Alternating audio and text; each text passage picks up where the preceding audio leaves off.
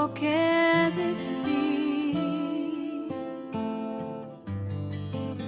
es todo lo que quiero. Un toque de ti, Señor, es todo lo que anhelo.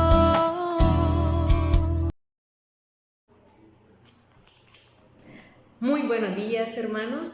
Hoy nos encontramos en 1 de mayo. Miren que hemos comenzado ya un nuevo mes. Qué gracia y qué dicha y qué bendición del Señor, pues, que se sigue derramando en nosotros y que nos permite comenzar un nuevo mes. Y no hay nada mejor, pues, que comenzar un nuevo mes, un nuevo día, que comenzarlo de la mano del Señor. Entonces, hoy en este día de San José Obrero, pues vamos a pedir su intercesión, vamos a pedir, pues, para comenzar esta pequeña reflexión, vamos a pedir su auxilio. Decimos todos en el nombre del Padre, del Hijo, del Espíritu Santo. Amén. San José bendito, predilecto de Dios y escogido desde toda la eternidad con la eminente prerrogativa de ser Padre de Jesús en la tierra. Por la inmensa dicha que experimentaste en la dulce compañía de Jesús y de María, enciende en nuestras almas el divino fuego que ardía en la tuya y haznos puros de cuerpo y alma. Concédenos la gracia de la intimidad con Jesús y María, de la que tú gozaste, y en la vida interior al calor de aquellas almas inmaculadas. Santifica nuestra vida de trabajo con una clara presencia de Dios, para que después de vivir en la tierra entregados a su divino servicio, seas tú a la hora de la muerte quien nos conduzca a los esplendores eternos de la gloria. Amén. Hoy la iglesia, pues, tiene una riqueza de lecturas que les he dejado en la descripción para que, pues, puedan tomarse su tiempo para poderlas leer, para poderlas profundizar, para poderse enriquecer de esta palabra, de este banquete del Señor. Y pues, para comenzar, quiero iniciar leyendo la lectura de Hechos de los Apóstoles, tomada del capítulo 9, versículos del 1 al 20. Lectura de los Hechos de los Apóstoles. En aquellos días, Saulo seguía echando amenazas de muerte contra los discípulos del Señor. Fue a ver al sumo sacerdote y le pidió cartas para las sinagogas de Damasco, autorizándolo a traerse presos a Jerusalén a todos los que seguían el nuevo camino, hombres y mujeres. En el viaje, cerca ya de Damasco, de repente, un relámpago lo envolvió con su resplandor. Cayó a tierra y oyó una voz que le decía: Saulo, Saulo, ¿por qué me persigues? Preguntó él. ¿Quién eres, Señor? Respondió la voz: soy Jesús, a quien tú persigues. Levántate, entra en la ciudad y ahí te dirán lo que tienes que hacer. Sus compañeros de viaje se quedaron mudos de estupor, porque oían la voz, pero no veían a nadie.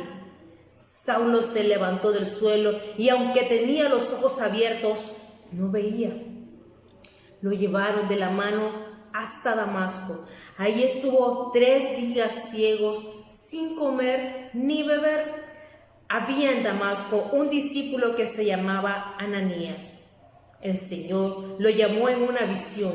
Ananías, respondió él, aquí estoy, Señor. El Señor le dijo: ve a la calle mayor, a casa de Judas, y pregunta por un tal Saulo de Tarso.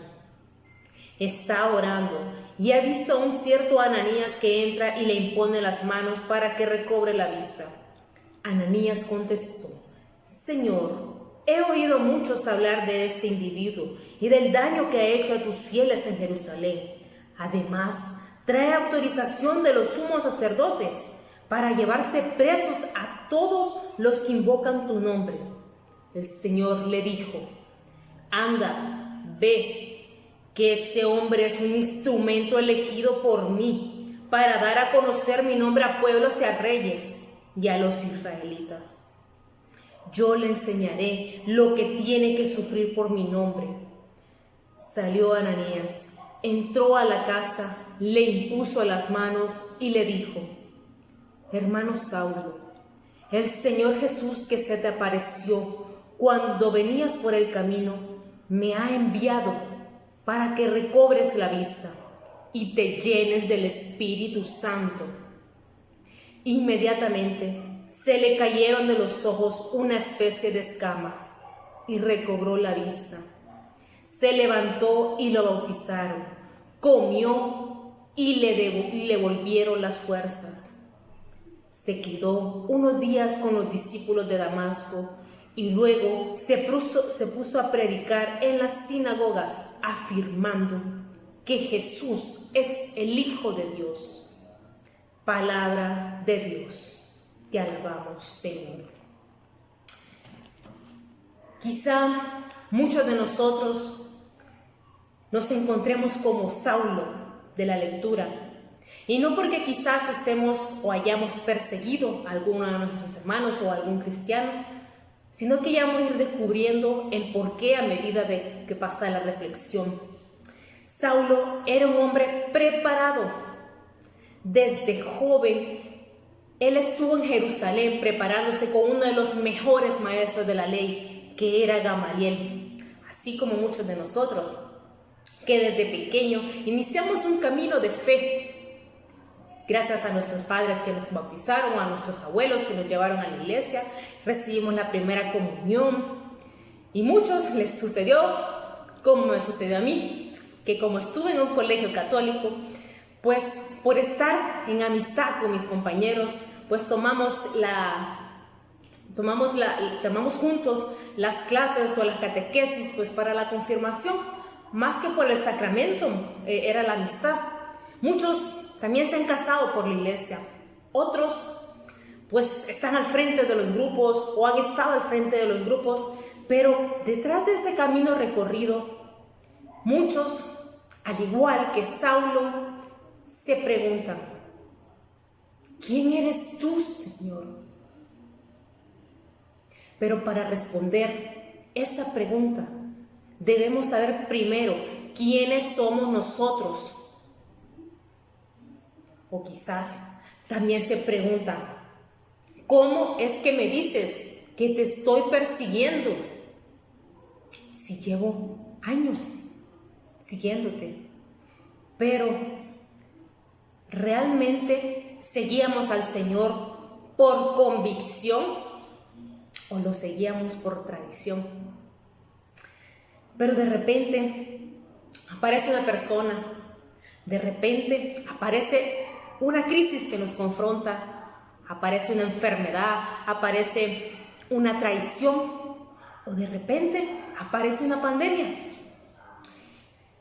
Y esto nos hace detenernos en el camino, o dicho de otro modo, esto nos mueve el suelo y hace que nos caigamos. Y solo desde el suelo es que comenzamos a ver. Solo desde el suelo, ahí sintiéndonos limitados, allí en el suelo, donde ya no hay máscara, donde hay limitaciones, allí descubrimos quiénes somos ante la luz de Cristo. Y vemos que todo nuestro camino de fe, antes descrito, estuvo muchas veces cimentado en la superficialidad, en la vanidad, en el orgullo. Ahora que todas esas falsas seguridades han caído y se encuentran al mismo nivel que nosotros, o sea, en el suelo, allí es el momento perfecto para empezar de nuevo y poner de base a Jesús. ¿Y qué mejor base que Él? Es allí donde podemos decir, como San Pío de Pietrelcina: bendita la crisis que te hizo crecer, la caída que te hizo mirar el cielo, el problema que te hizo buscar a Dios. Porque gracias a esta crisis, gracias a esta caída, podemos ver qué es lo realmente importante. Porque gracias a esta crisis, a esta caída, ahora sí estamos comenzando nuestro camino en la fe. Situémonos en el momento presente. ¿Cuántos de nosotros dábamos por sentado que teníamos un trabajo al que salíamos todos los días, ya teníamos una rutina? Y ahora, tras esta crisis, tras esta caída mundial, estamos valorando que aún a pesar de esta crisis, tenemos trabajo. Muchos compraban antes cantidades exageradas de comida que hasta se les arruinaba. Ahora con esta crisis, con esta caída, que nos sentimos tan limitados, estamos aprendiendo a valorar la comida, lo poco que tenemos. Y aún así, con ese poco que tenemos, ahora lo estamos compartiendo con los demás. Muchos antes pasábamos entretenidos en una sinfín de actividades que no eran edificantes, y ahora estamos dedicando tiempo a lo verdaderamente importante. ¿Cuántos de nosotros estábamos afanados por el futuro? Pasábamos haciendo planes de esto y lo otro, y ahora todos sus planes, ¿en qué han quedado? Ahora que solo tenemos el presente frente a nosotros, ahora estamos viendo lo realmente importante. Podría seguir siendo muchos más ejemplos, pero lo real de esta crisis es que nos está haciendo levantarnos y mirar hacia el cielo. Depende de nosotros que esta crisis saque lo mejor o saque lo peor. Porque nos dice el texto que junto a Saulo iba acompañado por unos soldados, pero estos soldados también escucharon como Saulo la voz de Jesús. Pero los soldados únicamente se llenaron de miedo, y el miedo únicamente nos hace reaccionar, pero no nos hace accionar. Al igual que Saulo, estábamos ciegos, pero necesitábamos de un Ananías para que nos abriera los ojos a la luz de que es Jesús. Agradezcamos y oremos por esa persona que muchas veces en nuestra vida ha hecho el papel de Ananías, abriéndonos los ojos a Cristo. Porque realmente Cristo estaba actuando a través de esa persona para llegar a nosotros, para darnos un mensaje. Es cierto, es difícil dejar atrás el pasado, aceptar que no todo lo hicimos bien, pero podemos tomar el testimonio de Pablo, que se esforzó en que todo lo que antes no era digno de alabanza, ahora se fuera usado para la mayor gloria de Dios. Es correcto, hermanos. Ahora lo menciono como Pablo y no como Saulo, porque un toque de Dios lo hizo retomar sus orígenes, o sea, lo hizo redirigir nuevamente su vida a la misión que Dios tenía para él. Pues el texto nos describe a Pablo como que él será un instrumento excepcional que llevará su nombre a todas las naciones y reyes. Muchas veces podemos asombrarnos de la transformación de Pablo, diciendo, pucha, fue un cambio inmediato. Pero olvidamos de que Dios, en su inmensa sabiduría, ya había preparado el terreno para que Pablo acogiera esta gracia. Cuando Pablo estaba estudiando con Gamaliel, su maestro. Y es que Dios toma ese terreno que posiblemente estaba seco, que posiblemente estaba lleno de maleza, que posiblemente le hacía falta muchos minerales, pero Dios lo toma, lo acoge y lo hace florecer para sus fines santos, para que podamos vivir a plenitud la misión que nos ha encomendado. Las palabras del salmista son palabras de aquel que ha experimentado como Pablo el amor y la misericordia de Dios en su vida, que es imposible que se calle por todo el bien que ha hecho. Es por eso, hermano, que hoy te invito a que si también sientes ese fuego en tu corazón, no permitas que se acabe este día sin que a una persona por lo menos le hayas hablado de Jesús. Puedes empezar con palabras sencillas, pero sinceras. Lo importante es comenzar. Puedes decirle a tu hermano, puedes decirle a tu vecino, puedes decirle a tu compañero de trabajo: Dios te ama, Dios te bendiga, Dios está contigo, no estás solo, no tengas miedo. Para ir al cielo, realmente hay que ser como niños. Ellos asimilan con una facilidad y una sencillez todo lo que escuchan, todo lo aprenden.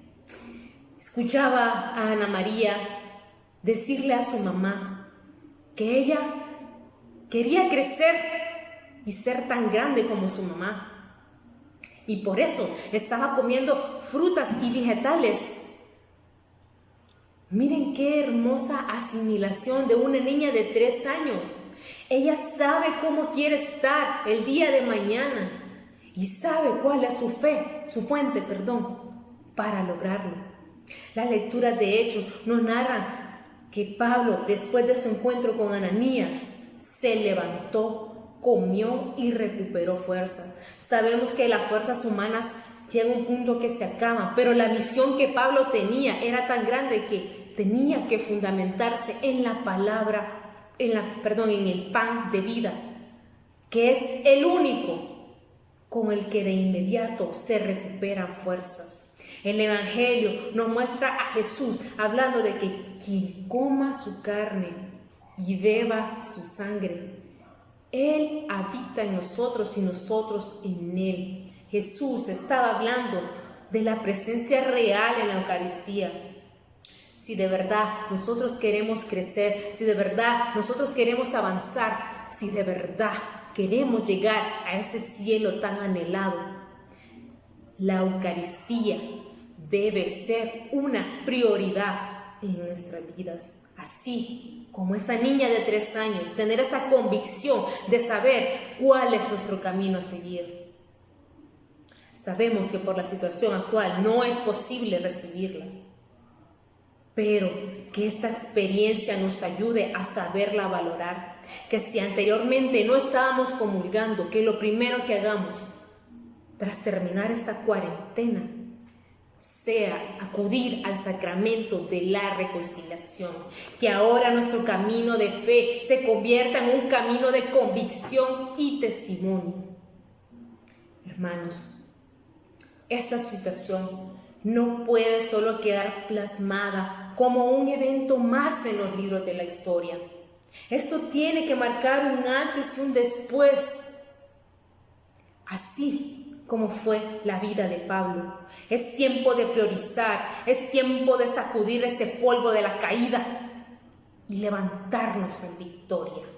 Miremos cómo al inicio de este texto de Hechos de los Apóstoles que les he proclamado, nos relata que Saulo se dirigía hacia Damasco para perseguir a los cristianos, pero tras su caída y su encuentro con Jesús, el mismo Jesús le dice que se dirija siempre a Damasco, pues ahí se le dirá lo que tiene que hacer.